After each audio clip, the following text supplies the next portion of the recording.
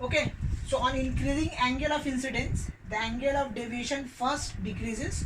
On further increasing on I, that means angle of incidence del, that means okay, angle of deviation will क्या होगा, increases, not decreases, it will increases.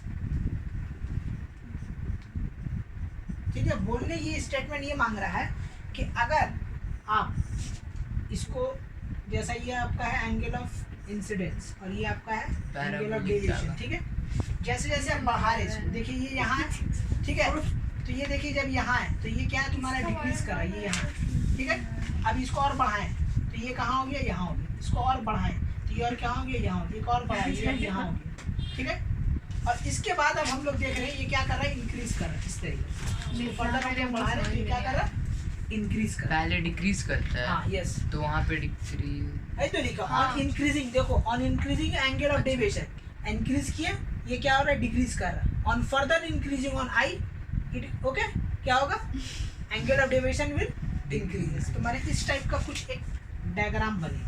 तो इसमें तो ये पहले decrease हो रहा है फिर इंक्रीज हो रहा है. हाँ, तो एंगल ऑफ वो जो है इंसिडेंस वो कहाँ इंक्रीज हो रहा है? है तो इंक्रीज कर रहा है. देखो एंगल ऑफ इंसिडेंस बढ़ाएं, ठीक है, ये घटना शुरू हुआ, मान लीजिए यहाँ पे था ये, अब बढ़ाएं एंगल ऑफ इंसिडेंस, ये घटा, और बढ़ाएं और घटा, एंगल और ऑफ बढ़ाएं, डेविएशन अब घट क्या रहा हुआ है. यहाँ एंगल ऑफ डेविएशन घट रहा है ना, ये एंगल ऑफ डेविएशन है, वाई एक्सिस तो एंगल ऑफ डेविएशन है ना, हाँ. तो समझिए ये है एक्स एक्सिस और ये है वाई एक्सिस, तो वाई एक्सिस रिप्रेजेंट कर रहा है एंगल ऑफ डेविएशन को, एक्स एक्सिस रिप्रेजेंट कर रहा है एंगल ऑफ इंसिडेंस को.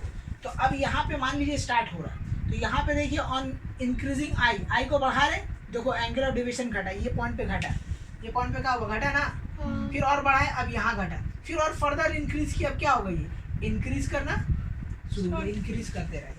तो इसका जो डायग्राम बना कुछ इस टिक टाइप का बना, ठीक है. 90.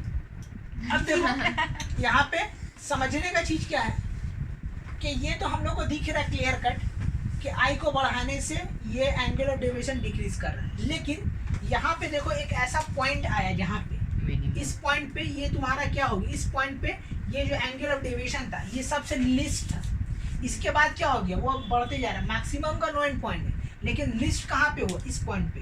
तो जहाँ पे पॉइंट पे लिस्ट हो रहा है उसको हम लोग बोलते हैं मिनिमम डेविएशन. इसको क्या बोलते हैं, मिनिमम डेविएशन. ठीक है, तो हमेशा याद रखिएगा कि जब कभी भी हम लोग एंगल ऑफ इंसिडेंट को बढ़ाएंगे तो पहले ये घटेगा फिर बढ़ेगा, और एक ऐसा पॉइंट मिलेगा आपको, ऐसा पॉइंट मिलेगा जहाँ पे एंगल ऑफ डेविएशन क्या होगा, मिनिमम होगा, मान इससे और कम हो ही नहीं सकता.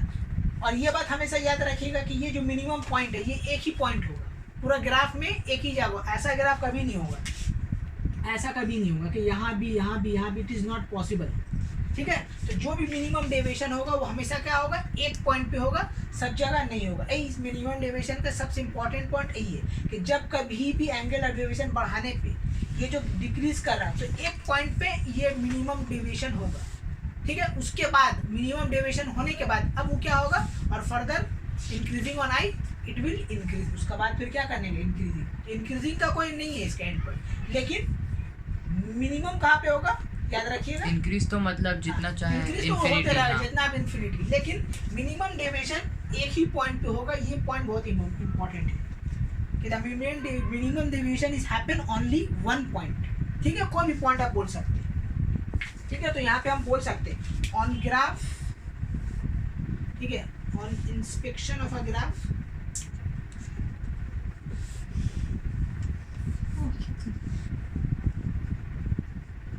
Of a graph at point P, नाम हम दे दिए. Okay, there is a minimum deviation.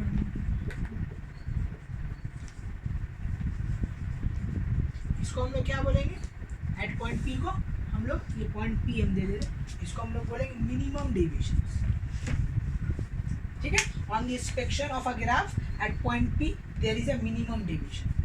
Point P पे हम मान लिए यहाँ पे, मतलब उसका डायग्नोस्टिक मैंने वी हैव कंक्लूजन पे पहुंचा. After seeing the graph we have, ठीक है, reach a conclusion that we can say that at point P there is a okay minimum deviation.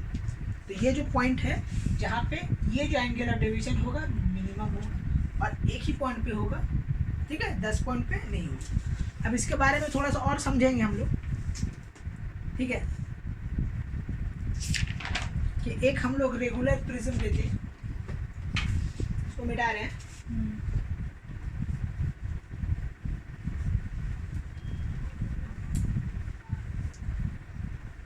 Regular prism हो ना, नॉर्मल ना।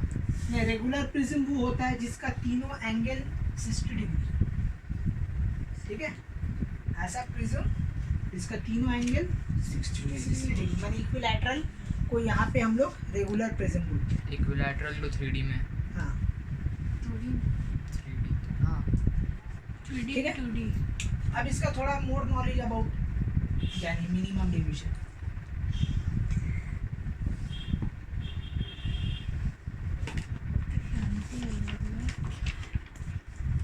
मेरा नहीं।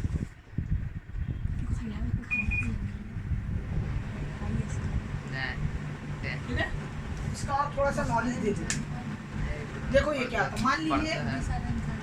ये एक रेगुलर प्रिज्म, ठीक है, रेगुलर प्रिज्म में एंगल कितना होता है 60 डिग्री तीनों तरफ। This is the regular prism, ठीक है। प्रिज्म इसी टाइप का होता है, रेक्टेंगल ही मैंने ट्रायंगल ही जैसा है लेकिन उसी टाइप का होता है, ठीक है। अब मान लीजिए यहाँ से एक लाइट रेज आ रहा है, ठीक है, ये लाइट रेज आया, कितना डिग्री एंगल में आ रहा है ये 30 डिग्री एंगल में, ये मान लीजिए कि आ रहा है। Okay, I am just assuming that कि इंसिडेंट रे जो प्रिज्म पे पड़ रहा है कितना एंगल पे 30 डिग्री पे। अब इसको क्या होगा, इसको अंदर का रे डायग्राम बनाओ, देखो ये जाएगा क्या होगा बोलो, सीधा यार। टुवर्ड्स द नॉर्मल बेंड होगा। सीधा कैसे आएगा, टुवर्ड्स द हाँ नॉर्मल मैं बेंड होगा, वहाँ नहीं। इस तरीके से बेंड हुआ, ठीक है। अगेन यहाँ पे नॉर्मल बनाइए, Away from the normal. ठीक है, तो ये away from the normal towards the क्या होगा, प्रिज्म बेंड होगा। Towards the base. हमको मिड पॉइंट फार्मूला का डायग्राम चाहिए। अब देखो यहाँ पे ध्यान से समझो, अब देखो यहाँ पे कितना है, ये देखो यहाँ पे एंगल कितना है 30, ये एंगल है 60, तो ये एंगल कितना होगा 60 होगा, क्योंकि ये एंगल हाँ, राइट से corresponding मैंने angle। According to the math से 60 है। तब ध्यान दो ये एंगल भी कितना होगा 60, राइट। अब देखो ये वाला एंगल का अगर हम लोग बात करें, ये वाला एंगल कितना होगा 60, तो ये भी कितना ये होगा, अलग ठीक है, ये तो वाला 60 नहीं 60 होगा, कैसे? पूरा तो 90 है ना, सॉरी सॉरी, तो देखो ये 90 है ना, ये वाला पूरा 90, तो ये 30 होगा, राइट। तो ये भी कितना होगा मेरा, क्या 90 समझ नहीं आया। देखो ये नॉर्मल बना ना, हाँ। नॉर्मल जब बना तो नॉर्मल तो 90 बनाता है ना, ये जो 90 डिग्री जा रहा है ये इस टाइप का जो है, सर अपोजिट एंगल ले ठीक है, तो लिया। ये पूरा 90 डिग्री, अच्छा तो ये 60 हो गया, तो ये कितना होगा, ये होगा 30। उस वहाँ पे तो आप बनाए 90 उसको। अरे पूरा एंगल है ना, ये पूरा एंगल, ये पूरा एंगल, बाप रे बाप, ये पूरा angle, this whole angle is 90, ठीक है, this whole angle is 90, okay. तो ये R1 R2 क्या होगा सेम। अब देखो ध्यान से सुनो, समझो। अब देखो यहाँ पे 30 डिग्री पे एंगल ऑफ इंसिडेंस आया, ठीक है, 30 डिग्री पे एंगल ऑफ इंसिडेंस तुम्हारा क्या आया, राइट। अब इधर से अगर हम लोग देख रहे हैं, ध्यान से समझिए, इधर से अगर हम लोग देख रहे हैं तो 30 डिग्री पे एंगल आया, यहाँ पे निकला, राइट, यहाँ से निकला 30 डिग्री बना के निकले।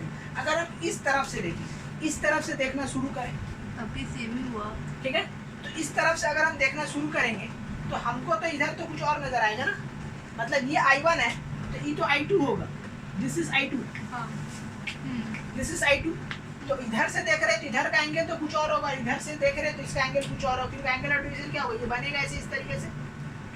तो मतलब ये I1 I2 क्या होगा, डिफरेंट हो जाएगा ना। अरे देखिए यहाँ पे 30 है, यहाँ पे हमको नहीं मालूम कितना एंगल है, लेकिन अगर हम इधर से देख रहे हैं तो एंगल ऑफ डेविएशन कुछ और बनेगा, लेकिन जब उधर से देखेंगे तो हमको कुछ और लगेगा। लेकिन हम लोग क्या जानते हैं, हम लोग क्या जानते हैं कि जो भी एंगल ऑफ डेविएशन होता है उसका मिनिमम डेविएशन क्या होता है, एट क्या होता है 1 पॉइंट पे ना, माने इधर से अगर देखेंगे तो भी सेम आना चाहिए, हाँ। इधर से भी हम लोग को क्या होना चाहिए, सेम। सेम। इसका मतलब एक ही हो रहा है कि ये जो I1 है ये I2 का क्या है बराबर। इसका आई मतलब निकल, कि अगर आप इधर से देख रहे हो तो इधर से जो भी एंगल बना उधर से भी देखिएगा तो आपको उतना ही एंगल मिलेगा। अगर आप बोल दीजिएगा दो तो कभी भी एंगल ऑफ डेविएशन 2 पॉइंट पे मिनिमम नहीं होता, हमेशा के पॉइंट पे होता है, 1 पॉइंट पे होता है।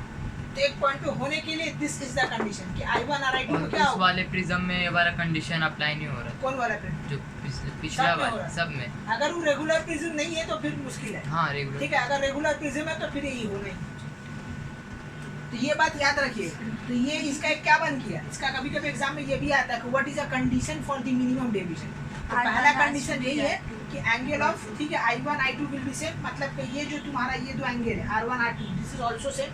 सेकंड हम लोग बोल देंगे ये जो लाइट है, ये जो देखो ये दोनों अल्टरनेट एंगल हो ना, गौर से देखो पैरेलल ये तो मगर अगर दो अल्टरनेट एंगल होता मतलब ये लाइन और ये लाइन क्या है, पैरेलल। तो दूसरा इसका तुम्हारा कंडीशन क्या हो जाएगा कि the refracted ray should be parallel to the base of the prism. ठीक है, तो मिनिमम डेविएशन से एक क्वेश्चन आता है कि मिनिमम डेविएशन कितना पॉइंट पे होगा। तो इसका पहला आंसर होगा 1 पॉइंट पे होगा, और दूसरा पूछता है what is the condition for the minimum deviation. तो पहला कंडीशन हम लोग देंगे क्या कि I1 will be equal to क्या देंगे R2, और we can say that R1 equal to R2। This is the first condition to form a minimum deviation. Second हम लोग बोलेंगे कि the refracted ray, okay, refracted ray, ठीक है, is parallel to the क्या बोलेंगे बेस ऑफ द प्रिज्म। ये दो कंडीशन है इसका मिनिमम डेविएशन होने का। एग्जाम में ये पूछता है कभी कभी। 3 बना देंगे सर, R1 को नीचे ले आएंगे। नहीं 3 बनाए जो ये दोनों एक साथ ही होगा ना, एक साथ ही हो रहा ना ये दोनों। ये इधर से देख रहे तो I1 उधर से भी देख रहे, तो ऐसा 2 पॉइंट पे तो ये बन नहीं सकता। तो एक ही पॉइंट पे बनेगा, तो इसका मतलब ये हो रहा है कि I1 I2 क्या सेम, तो I1 I2 सेम हो रहा है, जिसके कारण ये तो मैथ से देखा है। तुम लोग मैथ से यहाँ का खेला 60 है तो ये 60 है, राइट। तो ये भी 60 हुआ, तो ये भी R1 R2 क्या होगा सेम। तो R1 R2 सेम हो गया, तो मतलब कि इधर से देखो उधर से देखो दोनों से आपको सेम ही दिखेगा। तो मिनिमम डेविएशन होने के लिए दिस आर दी कंडीशंस। ठीक है, the refracted ray is parallel to the base of the prism. Refracted ray, okay,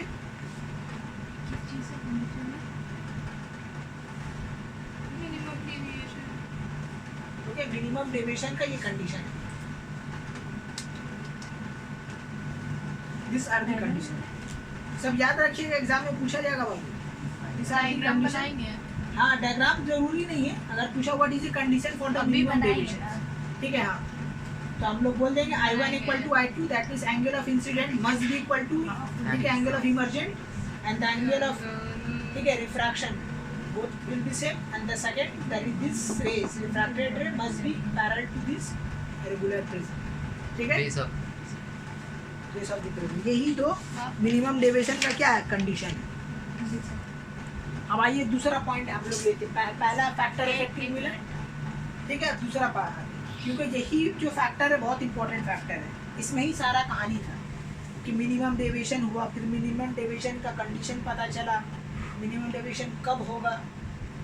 अच्छा, ये अभी हम लोग पहले ही पॉइंट पे हैं। हाँ, अभी हम लोग पहले ही पॉइंट है angle of deviation, angle of incidence. अब हम लोग आते हैं रिफ्रैक्टिव इंडेक्स, ठीक है। रिफ्रैक्टिव इंडेक्स बढ़ाने से एंगल ऑफ इंसिडेंस में क्या चेंजेस आएगा डायग्राम में डाल दिया। सीधा देखिए, दूसरा फैक्टर इफेक्टिंग था रिफ्रैक्टिव इंडेक्स, ठीक है। तो याद रखिएगा इसका डायरेक्टली प्रोपोर्शनल होता है एंगल ऑफ डेविएशन का। ये तो क्या है? जितना ज्यादा रिफ्रैक्टिव इंडेक्स होगा उतना ही ज्यादा क्या होगा एंगल ऑफ डेविएशन, ठीक है। जितना ज्यादा क्या होगा रिफ्रैक्टिव इंडेक्स होगा। क्यों ज्यादा होने से ज्यादा हो रहा है, तो देखिए रिफ्रैक्टिव इंडेक्स के बारे में आप लोगों को बताया। रिफ्रैक्टिव इंडेक्स होता क्या है कि कितना, how much light will bend, we will find by the help of refractive index. तो रिफ्रैक्टिव इंडेक्स से पता चलता है कि लाइट कितना क्या हो रहा है, बेंड हो रहा है। तो जितना बेंड हो रहा, ठीक है, उतना ज़्यादा एंगल होगा, उतना ज़्यादा एंगल होगा ना। लाइट जितना बेंड होगा उतना ही ज़्यादा एंगल होगा। तो that means if we increase the refractive index then angle of deviation will also be increase. Third point क्या है तुम्हारा, बोलो। Angle of prism. Angle of prism, angle of prism, right.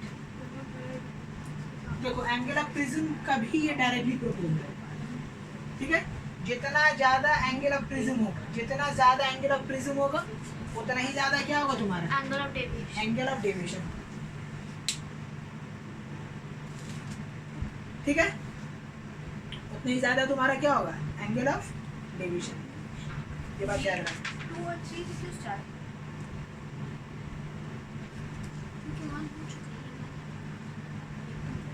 Next point है तुम्हारा चौथा point, हम लोग बोलेंगे वेवलेंथ।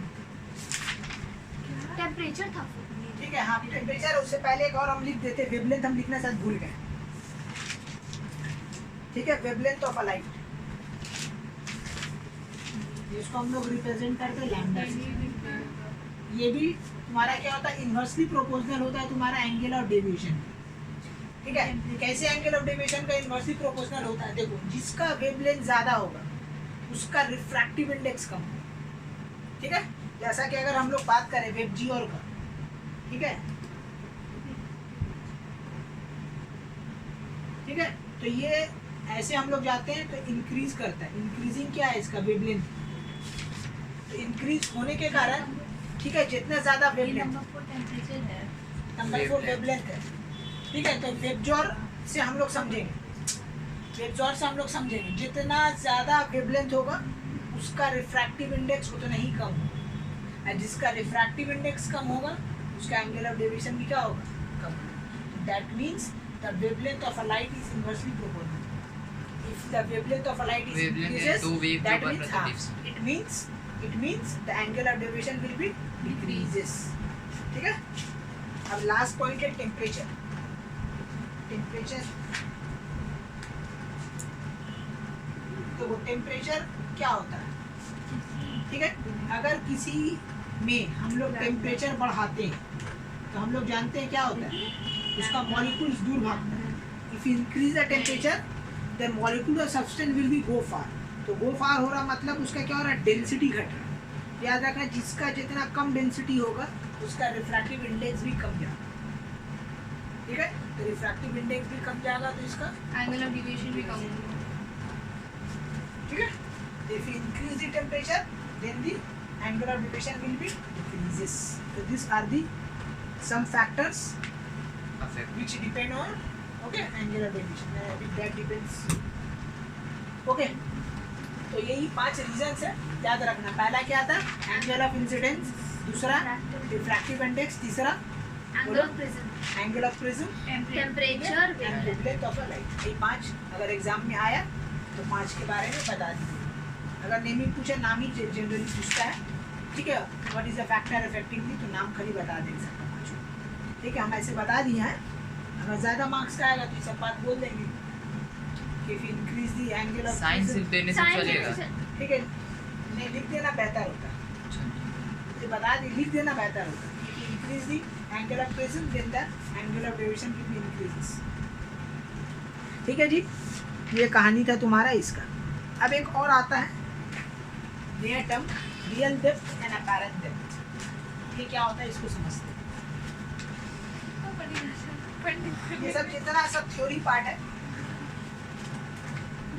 ठीक है, इससे बेस न्यूमेरिकल्स कम ही है। न्यूमेरिकल्स अभी आने वाला है। ओके, न्यूमेरिकल्स वाला पार्ट अभी आने वाला है।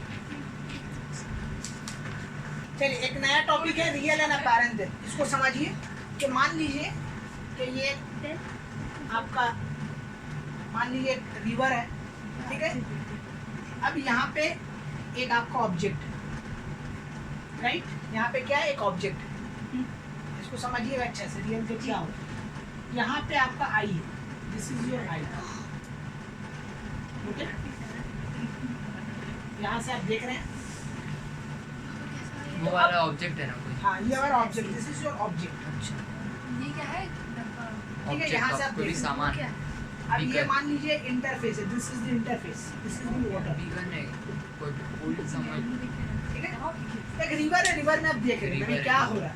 एक्चुअली क्या होता है कि आपको कोई भी जो ऑब्जेक्ट है जो पानी में देखेंगे तो आपको ऐसा फील होगा कि ऊंचा है, पर वो ऊंचा नहीं है। जैसा अगर कोई स्विमिंग पूल में आप जा रहे हैं तो आपको लगेगा इसका डेप्थ कम है, लेकिन जब आप ढुकिएगा पानी के अंदर तो उसका डेप्थ ज़्यादा होगा। तो ऐसा क्यों होता है phenomenon? Due to the refraction. तो रियल डेप्थ अपैरेंट डेप्थ वहाँ पे खेला होता है। क्या है उसको समझिए कि मान लीजिए ये ऑब्जेक्ट है, आप जो है देख रहे हैं, तो अब कोई भी ऑब्जेक्ट का इमेज कहाँ बनेगा हम लोग वही देखेंगे। कि मान लीजिए एक सीधा रे ऑफ लाइट आया, ठीक है, तो हम लोग जानते हैं कोई भी इंटरफेस पे अगर कोई लाइट क्या होता है नॉर्मली स्ट्राइक करता है, वापस क्या होगा, अनडेविएटेड होगा, हाँ जी। सीधा जाएगा, राइट, इस तरीके से चलाइए। अब मान लो एक रे ऑफ लाइट कहाँ आ रहा है, त्योहार आ रहा है, कुछ इस तरीके से आया, ठीक है, इस तरीके से आया, राइट, या ऐसा समझ लीजिए, कौन बनाया? या यहाँ से रे ऑफ लाइट नहीं, मैंने कोई भी चीज का इमेज बनता कैसे वो समझ लो, ठीक है। कि मान लीजिए ये एक्चुअली ये रे ऑफ लाइट उल्टा हो गया, माने इसका पॉइंट ऑफ व्यू इधर से, माने हम लोग कोई भी इमेज देखते हैं ना, तो कोई भी इमेज जो देख रहे तो वहाँ से रिफ्लेक्ट होकर आता है, तब हम लोग को आँख में दिखता है। तो इसका मतलब हम लोग जो स्टार्ट करेंगे वो यहाँ से करेंगे। कि मान लीजिए एक रे ऑफ लाइट यहाँ से आया, अनडेविएटेड यहाँ से निकल गया, राइट। अब एक रे ऑफ लाइट को हम लोग यहाँ से निकालेंगे कुछ इस तरीके से, तब देखो ये टेढ़ा जा रहा है, तो मतलब इसका क्या बनेगा, नॉर्मल बना। अब ये नॉर्मल बना तो क्या हम लोग जानते हैं जब भी कोई डेंसर से रेयर कहाँ होगा, अवे फ्रॉम द, माने ये नॉर्मल से क्या होगा, दूर भागता हुआ नजर आएगा, इस तरीके से जाएगा, राइट, ये निकल गया। अब देखो इमेज बनता कहाँ पे, जहाँ पे दो लाइट रेज मीट करेगा, तब ये दोनों लाइट रे तो मीट किया नहीं, तो इसको अगर हम बैकवर्ड प्रोड्यूस करें कुछ इस तरीके से, तो देखो कहाँ मिला, यहाँ पे, है ना। तो मतलब इमेज है कहाँ, माने ऑब्जेक्ट है कहाँ पे, यहाँ पे, लेकिन आपको दिखिए कहाँ पे, यहाँ से। तो हम ये जो बताएं ये ऑब्जेक्ट का कौन, माने ऑब्जेक्ट से रे ऑफ लाइट जो निकला हम लोग का आँख में पड़ा रहा, तो हम लोग को ये ऑब्जेक्ट यहाँ से यहाँ नजर आएगा, ठीक है। तो अब जो देखो ये जो यहाँ से यहाँ, ये जो पूरा डेप्थ है यहाँ से यहाँ, ये डेप्थ को हम लोग बोलते हैं रियल डेप्थ। ये कहानी कहलाया क्या, रियल डेप्थ का। और यहाँ हमको ऑब्जेक्ट दिखेगा, ये ऑब्जेक्ट हमको यहाँ पे क्या होगा, दिखेगा, इमेजिनेशन है। तो ये तुम्हारा कहलाएगा क्या, अपैरेंट डेप्थ। ये हम लोग कहलाएगा इसको हम लोग बोलेंगे अपैरेंट डेप्थ। उतना छोटा को क्यूब, हाँ, माने जहाँ तक आए ये वाला पार्ट, तो उसको क्या बोलेंगे जो जो बता रहे अभी अपैरेंट डेप्थ, अभी जो बता रहे उसको देखिए ना, बता रहे हम सब बोल पाए इसका क्या नाम। रियल डेप्थ माने जो एक्चुअल डेप्थ, माने जहाँ पे ऑब्जेक्ट है पानी से जितना दूरी पे, वो कहलाया रियल डेप्थ। और जहाँ पे हमको इमेज दिखा, माने है यहाँ लेकिन हमको दिख रहा यहाँ, ठीक है। जैसा आप बोला ना कि स्विमिंग पूल को देखिए तो आपको हाइट कम लगा, तो जो कम लग रहा है जो दिख रहा है वही है अपैरेंट डेप्थ। और जाने के बाद जो फील हो रहा है वो हो रहा है आपका रियल डेप्थ। और ये जो इतना जगह है, यहाँ देखो ऑब्जेक्ट था यहाँ, लेकिन यहाँ क्या हो गया, यहाँ शिफ्ट हो गया, तो इसका नाम ही पड़ गया शिफ्ट। इसको हम लोग बोलेंगे shift, we will call it shift. मैंने कितना ऑब्जेक्ट ऊपर रेस किया, तो कितना रेस किया, इसको उसका नाम दे दिया हम लोग, दोनों का डिफरेंस। हाँ, दोनों का difference, the difference between the real depth and the apparent depth is known as shift, ठीक है। तो ऐसा क्यों हुआ, ड्यू टू द रिफ्रैक्शन के होने के कारण, ठीक है। तो यहाँ पे हम लोग जो पॉइंट ऑफ व्यू से देखा वो ऑब्जेक्ट का पॉइंट ऑफ व्यू, मतलब यहाँ से ये बार देखा जाए बाहर बना इस तरीके से, तो मतलब पानी के अंदर से बाहर देखा। हाँ बाहर, माने ये ऑब्जेक्ट है, इससे रे ऑफ लाइट निकल है, देख रहे हैं हम लोग बाहर से ही, लेकिन इससे रे ऑफ लाइट निकल है। तो जहाँ से रे ऑफ लाइट निकलता है उसी का ही ऑब्जेक्ट बनता है ना। अगर हम यहाँ से देखेंगे उल्टा बनाएंगे तो फिर इमेज तो इसका बनेगा बाहर का। तो हम लोग को ऑब्जेक्ट का इमेज बना, तो एक मान लीजिए कि रे ऑफ लाइट नॉर्मली यहाँ से निकला और बाहर चला गया, और एक थोड़ा सा इंसिडेंट मैंने बेंट होके निकला, तो दोनों जहाँ पे मीट किए यहाँ पे इसका इमेज बनेगा, यही कॉन्सेप्ट है, ठीक है। अब इसका देखो एक रिलेशनशिप है बिटवीन दी तुम्हारा अपैरेंट फिर real depth and refractive index. तो relationship between okay real depth, okay, apparent depth and refractive index, ये तीनों का रिलेशन। तो हमेशा याद रखिएगा इस स्नेल्स लॉ जो हम लोग लगाए क्या था, real depth by apparent depth equal to क्या दिया था वहाँ कांस्टेंट था, यहाँ पे आ जाएगा रिफ्रैक्टिव इंडेक्स, ठीक है। This is the first sin i by sin r, sin r वो यहाँ पे real depth by apparent depth equal to, कोई लॉजिक से ये बन गया रिफ्रैक्टिव इंडेक्स का पहला फार्मूला, ठीक है। दूसरा फार्मूला यहीं से ड्राइव करके निकाल दीजिए कि अगर आपको बोला क्या ये निकालना है अपैरेंट डेप्थ निकालने के लिए, तो हम लोग कर देंगे क्या real depth by refractive index. अगर आपको बोल दिया रियल डेप्थ निकालना, तो हम लोग क्या करेंगे रिफ्रैक्टिव इंडेक्स को अपैरेंट डेप्थ से मल्टीप्लाई करेंगे। चौथा शिफ्ट निकालने का फॉर्मूला अभी आप लोगों को बता दिए, the difference between the real depth and apparent depth is called what, shift, ठीक है। और यहाँ से देखिए अब हम लोग ये वाला फॉर्मूला ऐसे पुट कर सकते हैं एडी का, एडी इक्वल टू क्या है, ठीक है। तो यहाँ पे हम लिख करें ये जो रिफ्रैक्टिव इंडेक्स है ऑफ मान लीजिए मीडियम 2 है विद रिस्पेक्ट टू मीडियम 1 है, तो दो मीडियम है ना, मीडियम 2 मीडियम 1 है। अब यहाँ पे अगर हम लोग रिफ्रैक्टिव पुट करेंगे तो देखिए क्या आ जाएगा, ये आर डी बाई ये आएगा, ठीक है। तो यहाँ से अगर हम लोग शिफ्ट का फॉर्मूला बन जाएगा आर डी कॉमन ले लें, equal to R D common ले लेंगे और बन जाएगा 1 minus 1 by refractive index of medium 2 with respect to medium. तो यही सब फॉर्मूला है जो आपको याद रखिएगा, इसका न्यूमेरिकल्स है, छोटा सा न्यूमेरिकल्स जो इसी फॉर्मूला पे बेस्ड है, ठीक है। अब यहाँ से क्वेश्चन ड्राइव होता है कि आप लोग देख सकते हैं ये है रियल डेप्थ और ये है अपैरेंट डेप्थ, राइट। तो क्या हम लोग बोल सकते हैं कि जो रियल डेप्थ है वो ऑलवेज ग्रेटर होगा अपैरेंट डेप्थ से? इट इज ट्रू और फॉल्स? नहीं, इसका ऊपर डिपेंड करता है ना, ठीक है, देखते हैं हम लोग, चेक करते हैं। म्यू का ऊपर ये लोग बोल दिए ट्रू, तो चेक करते हैं क्या। हाँ, यहाँ से तो देखने में लग रहा है क्योंकि रियल डेप्थ तो हमेशा पानी में ज़्यादा ही होगा, अपैरेंट डेप्थ तो ऊपर दिखेगा, तो ऐसा हो सकता है। तो देखते हैं, ठीक है। जैसा चलिए इसको मिटाते हैं। मैं नहीं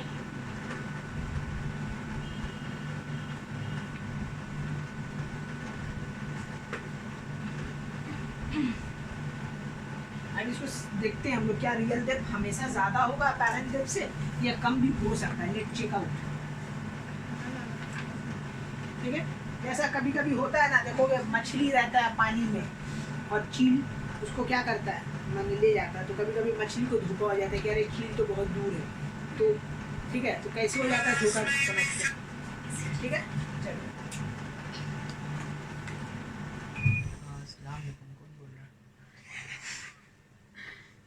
ठीक है, ये एक मान लीजिए मछली है, तो हम लोग चेक करते हैं कि रियल डेप्थ वाकई में क्या अपैरेंट डेप्थ से ज़्यादा होता है या ये छोटा हो सकता है। तो मान लीजिए कि यहाँ पे एक वाटर है, वाटर में तुम्हारा एक फिश है, ठीक है, this is fish, let us assume that it is a fish, okay. यहाँ पे क्या है तुम्हारा, मान लीजिए एक ईगल है, यहाँ पे क्या है, एक ईगल है, ओके, ये ईगल है आपका, इस टाइप का एक ईगल, मान लीजिए, just assume that it is an eagle, okay. Now अब देखो ईगल मछली को देख रहा है, ठीक है। तो मछली को अगर देख रहा है ईगल, ये मान लीजिए ईगल हम बनाए नहीं है, ये मान लीजिए ईगल, ठीक है। तो अब देखिए ये ईगल देख रहा है, तो अब देखिए ये रे ऑफ लाइट क्या होगा, एक मान लीजिए सीधा जा रहा है परपेंडिकुलर, ठीक है, अनडेविएटेड हुआ, और एक रे ऑफ लाइट ईगल से निकला, ठीक है। हम लोग इससे पहले जो सिनारियो था वो हम लोग ऊपर से नीचे देख रहे थे, मीडियम 1 से मीडियम 2 को देख रहे थे, अब मीडियम 2 से मीडियम 1 को देखा जाए, फिश का नजर, ठीक है। तो फिश का नजर से, तो फिश चील को देख रहा है, तो चील का इमेज कैसे बनेगा, एक रे यहाँ से निकला, तो वो जो रे निकला मान लिया कि नॉर्मली आ रहा है, तो नॉर्मली आएगा तो क्या होगा, अनडेविएटेड होगा, ठीक है। अब मान लिया कि एक नॉर्मली नहीं आ रहा, थोड़ा टेढ़ा आया, तो इस तरीके से आया, टेढ़ा आया, तो यहाँ पे नॉर्मल बनेगा। नॉर्मल क्या होगा, देखो रियर टू डेंसर क्या होगा, टुवर्ड्स द नॉर्मल बेंड होगा, इस तरीके से बेंड हो गया। अब चील का इमेज कहाँ बनेगा, वो देखो ध्यान से, देखो दो रे जहाँ मीट करता है, राइट, तो ये देखो ये यहाँ जा रहा है इस तरीके से, ये यहाँ जा रहा है, यहाँ पे इसको और एक्सटेंड करो, ठीक है। तो चील आपको कहाँ दिखेगा, ईगल यहाँ पे दिखेगा। मछली का पॉइंट ऑफ व्यू से हम बता रहे हैं, ठीक है। वहाँ वो जो केस था वो रेयर टू डेंसर था, अब डेंसर टू रेयर जा रहा है कि मछली चील को देख रहा है, तो मछली देख रहा है चील, तो मछली को लग रहा है कि चील यहाँ है, बट चील है कहाँ, यहाँ है। तो ये डेप्थ कौन सा हो गया, ये तो रियल डेप्थ है ना, चील एक्चुअल में कहाँ, यहाँ है ना, दिस इज क्या रियल डेप्थ, और यहाँ से यहाँ क्या हो जा रहा है, अपैरेंट डेप्थ। तो इस केस में क्या हो गया कि अपैरेंट डेप्थ क्या हो गया, ग्रेटर हो गया रियल डेप्थ से, ठीक है। तो इससे प्रूव हुआ कि रियल डेप्थ हमेशा अपैरेंट डेप्थ से बराबर नहीं होता है, it depends on the condition. अगर आप रेयर टू डेंसर देख रहे हैं तो फिर रियल डेप्थ ज्यादा हो जाएगा, लेकिन आप डेंसर टू रेयर अगर बात कीजिएगा तो रियल डेप्थ कम हो जाएगा, ठीक है। तो यहाँ पे इल्यूजन होगा, हाँ, तो मछली को क्या लगेगा कि चील यहाँ पे, तो मछली समझेगा बहुत दूर है, हमको नहीं खाएगा, लेकिन चील तो नजदीक में, उसको ले आएगा, ठीक है। तो this is the condition where the real depth is lesser than, ठीक ठीक है, क्या है अपैरेंट डेप्थ। तो ये सब कंडीशन याद रखिए, ये 2 केस है कि अगर एग्जाम में ऑब्जेक्टिव में कभी कभी पूछता है कि क्या रियल डेप्थ अपैरेंट डेप्थ से ज़्यादा हो सकता है, तो हाँ ज़्यादा भी हो सकता है, कम भी हो सकता है, डिपेंड ऑन दी कंडीशन। अगर बराबर नहीं हो सकता है ना, है बराबर कब होगा, रिफ्रैक्शन जब नहीं होगा तो बराबर हो जाएगा। माने अगर रिफ्रैक्शन नहीं हो रहा है, रिफ्रैक्शन के कारण तो सारा खेला हो रहा है, अगर रिफ्रैक्शन ही नहीं होगा तो फिर जो यहाँ है वही नज़र आ जाएगा, हाँ, तो वो नुकसान हो जाएगा। ठीक है, जैसे मिरर का केस। हाँ मिरर के केस। ओके, तो चलिए